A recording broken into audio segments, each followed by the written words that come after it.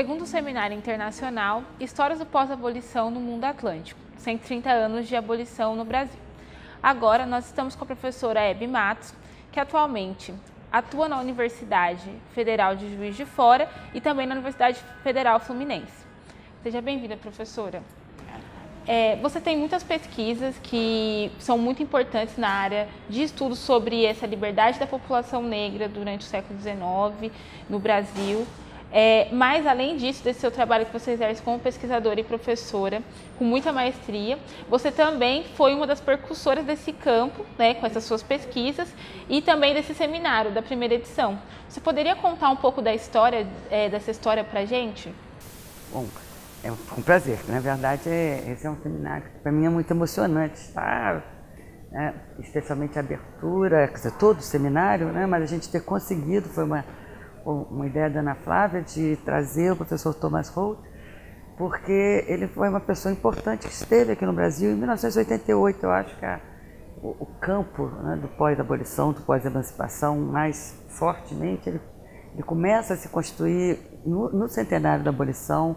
Toda a movimentação dos movimentos negros, houve uma série de seminários acadêmicos, uma intensidade de discussão, tanto acadêmica quanto política, muito grande. Já havia um acúmulo de pesquisas sobre a história da escravidão, propriamente dita, né? Mas o pós-emancipação, né, o que vem além da escravidão, a experiência, né, das pessoas que tinham sido escravizadas na liberdade, era um tema menos presente. E eu acho que em 1988 foi um momento importante. Eu tinha acabado o meu mestrado, tinha saído um livro um ano antes, que terminava, eu fazia entrevistas com alguns camponeses negros que terminavam o livro, então eu começava a pensar nesse campo, né? Isso era a conclusão do livro, mas foi um dos primeiros trabalhos que pensou, porque era um grande silêncio, né? Como se depois do 13 de maio, primeiro como se a experiência negra fosse só a escravidão, e acabada a escravidão, ela desaparecia, né? Foi nesse momento, então 88 foi muito importante, e os trabalhos, né, os professores que visitaram o Brasil nessa época e que trabalhavam com pós-abolição nos Estados Unidos, na Jamaica, em Cuba, e que vieram dialogar com a gente, eu acho que foi um momento importante onde esse campo acadêmico se organiza em diálogo forte com o movimento negro.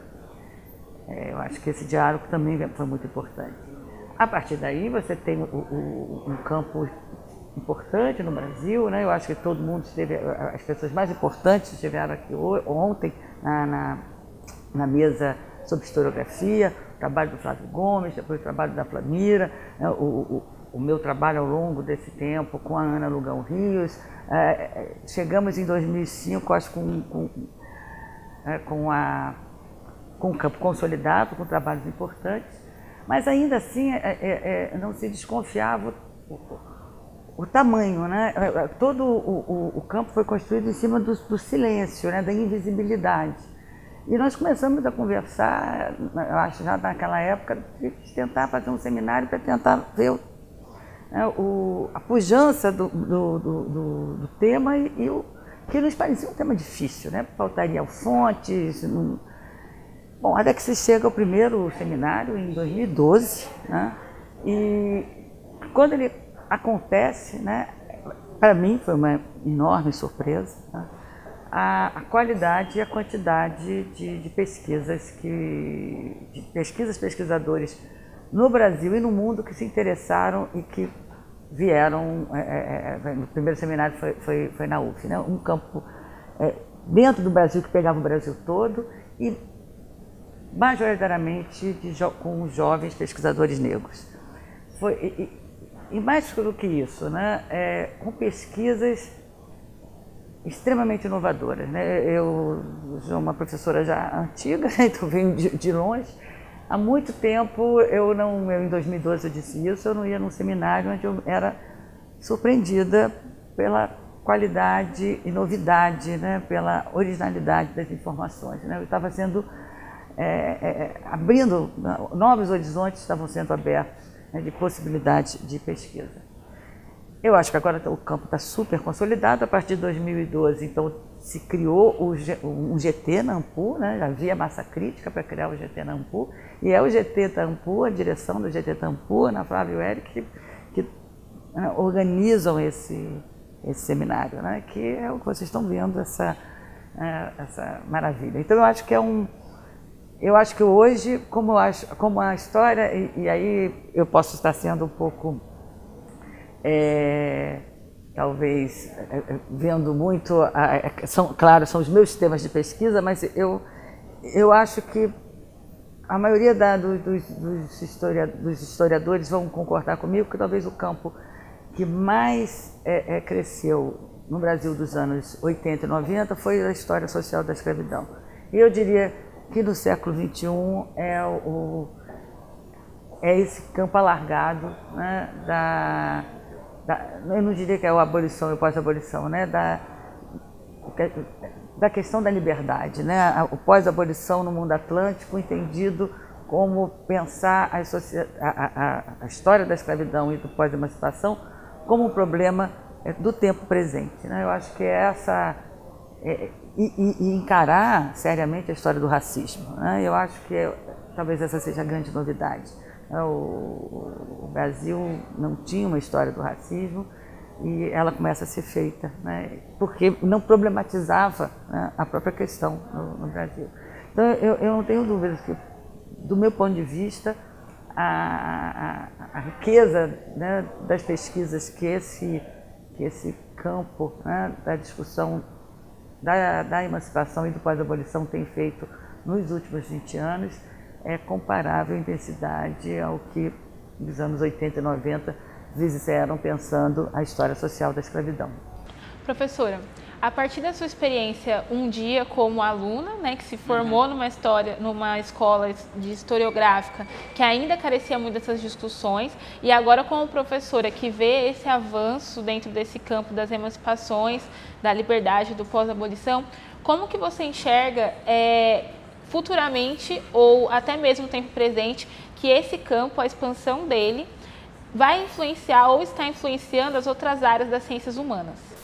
Eu acho que esse é o grande desafio, né? E é um desafio que eu falei aqui da história social da escravidão, que é um desafio antigo, né? São campos extremamente férteis academicamente, extremamente prestigiados internacionalmente, mas existe não é só uma narrativa, né? Uma maneira de olhar para a história do Brasil que se mantém como duas historiografias paralelas, né? Eu sou professora de História do Brasil, então eu nos meus cursos de História do Brasil Império, História do Brasil Colônia, mas História do Brasil Império em especial, né? É impossível falar dessa história sem falar o tempo todo de escravidão, escravismo. Eu não consigo falar de política, não consigo falar de cultura, não consigo falar de nada se eu não falar em escravidão. E muitas vezes, quando eu também ministro muito uma disciplina chamada História da Escravidão no Brasil, e muitas vezes quando eu vou dar a disciplina, os alunos falam assim, eu estou inscrito nessa disciplina porque eu quase não vi História da Escravidão aqui no curso. Eu falei assim, mas como assim, vocês não fizeram Brasil Colônia, vocês não fizeram Brasil Império? Mas vimos pouco. Então esse diálogo, né, que a história da escravidão é uma e a história do Brasil é outra, então, e o mesmo vale, então a história do pós-emancipação e do racismo, isso é quase um sintoma, efetivamente, do racismo institucionalizado na sociedade brasileira, né? Esse diálogo precisa ser feito, ele é urgente que seja feito. Agora, eu acho que começa a acontecer, né? Eu acho que com a história da escravidão, em parte, né? Eu acho que estamos conseguindo avançar, pelo menos em alguns, o tema do Estado, da construção do Estado, ele está mais imbricado na questão, de tal maneira na questão do tráfico negreiro, que me parece a gente começa a avançar um pouco nesse terreno. E eu espero, eu acho que esse é um desafio nosso, né? Mas é um desafio da sociedade brasileira. Eu tenho o mesmo tipo de angústia, né? É preciso é que esse campo, em certo sentido, como o Flávio Gomes falou ontem, ele perpassa ele dialoga com, se a gente pensar em termos de Brasil, né, com toda a história do Brasil, né? É impossível ele tem que estar presente na história do trabalho, tem que estar presente na história política, tem que estar presente é muito difícil qualquer aspecto da sociedade brasileira onde você não dialogue, né, porque a escravidão foi uma instituição absolutamente central, né, na constituição da sociedade, e ela deixa sequelas estruturais que continuam perpassando todas as relações sociais, políticas, etc. Então, eu acho que esse é um desafio, mas é um desafio que nós ainda vivemos porque a sociedade continua ainda a sociedade brasileira, muito estruturada a partir de uma lógica estamental ligada a essa experiência da escravidão, né? Então, a ideia de que há uma história de uma determinada elite que silencia, né, e que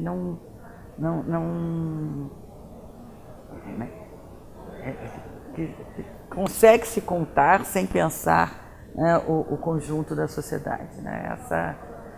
Esse é um desafio que nós precisamos continuar, e é por isso eu acho um certo ativismo, né, um certo sair dos muros da academia é fundamental, porque saindo dos muros da academia que as relações, né, que as perguntas dentro da academia mudam, né? E você acha que a atuação dos movimentos sociais negros, e aí pensando também essa expansão da entrada de jovens nas universidades públicas, também do movimento indígena, dos outros movimentos que estão pautando essa questão da ampliação, da democratização da universidade, tem contribuído para a expansão desse debate que está sendo acumulado a partir da construção desse campo? Eu acho que com certeza. A demanda dos alunos por esse tema já é algo que, de certa maneira, obriga, né, os professores a pensar o tema, né, a responder de alguma maneira e aí a dialogar com essa historiografia. O mesmo vale para os movimentos em geral da sociedade, né, quando as demandas aparecem. 88, como eu falei, surgiu muito em diálogo com os movimentos negros naquele momento. E hoje eu acho que os estudantes, a demanda dos estudantes, ela é fundamental para promover esse diálogo. Eu acredito que ele vai acontecer cada vez mais. Obrigada, professora. Prazer.